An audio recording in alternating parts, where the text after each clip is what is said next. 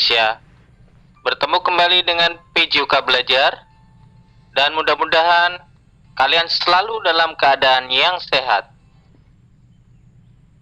Pada video ini, PJOK Belajar kembali dengan materi pada kelas 5, yaitu penyakit menular dan penyakit tidak menular. Kita mulai pembahasan kita dengan melihat bunyi KD pada materi ini, yaitu KD 3.9, memahami konsep pemeliharaan diri dan orang lain dari penyakit menular dan tidak menular. KD 4.9, menerapkan konsep pemeliharaan diri dan orang lain dari penyakit menular dan tidak menular. Tujuan pembelajaran pada materi ini adalah sebagai berikut. Yang pertama, setelah menyaksikan video yang ditayangkan melalui channel PJOK Belajar, peserta didik dapat menjelaskan jenis-jenis penyakit menular dan tidak menular dengan benar. Kedua, setelah menyaksikan video yang ditayangkan melalui channel PJOK Belajar, peserta didik dapat menjelaskan cara penularan dan pencegahan dari penyakit menular dan tidak menular dengan benar. Ketiga, setelah menyaksikan video yang ditayangkan melalui channel PJOK Belajar, peserta didik dapat menerapkan cara pencegahan dari penyakit menular dan tidak menular dengan benar. Baik, sekarang kalian simak penjelasan mengenai materi penyakit menular dan penyakit tidak menular. Pertama, kalian simak penjelasan mengenai pengertian penyakit menular.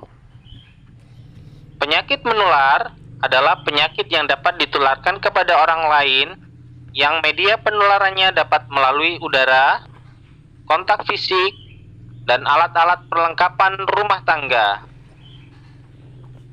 Penyakit menular dapat pula ditularkan melalui hewan, diantaranya nyamuk dan unggas.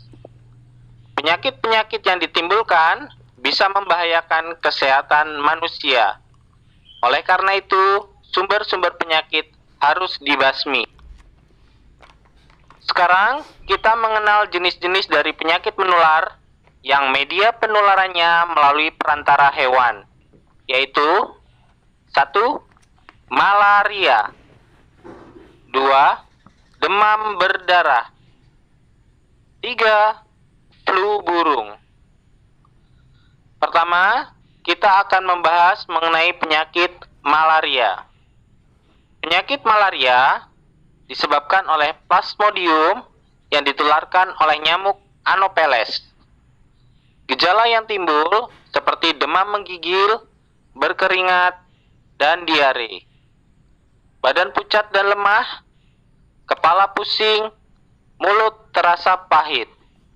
Pertolongan pertama pada penderita malaria adalah beristirahat. Pastikan untuk beristirahat dan tidak melakukan kegiatan apapun, karena malaria yang terjadi dapat menyebabkan kelelahan dan kelemahan yang parah.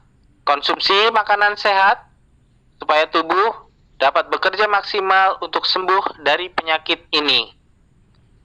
Jaga suhu tubuh tetap normal, bisa dilakukan dengan memberikan obat penurun demam, atau dapat juga menempelkan kompres untuk menurunkan demam yang terjadi. Kemudian, segera bawa ke dokter.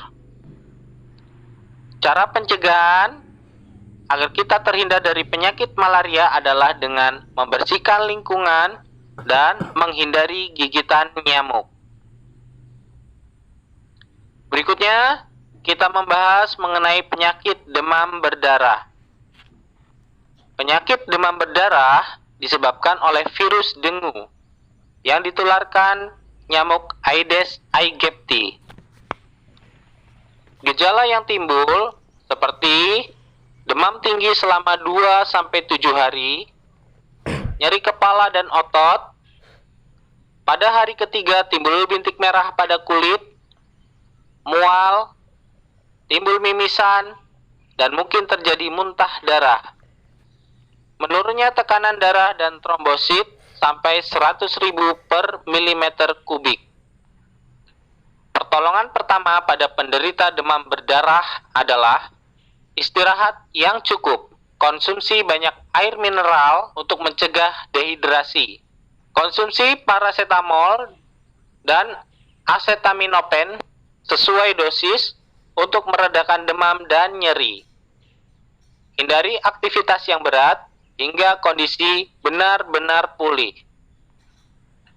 Cara pencegahan agar kita terhindar dari penyakit demam berdarah adalah dengan membersihkan lingkungan, menghindari gigitan nyamuk, dan tidak menciptakan genangan air di lingkungan, dengan mengubur barang-barang yang dapat menampung air, serta menutup rapat tempat penampungan air. Selanjutnya, kita membahas mengenai penyakit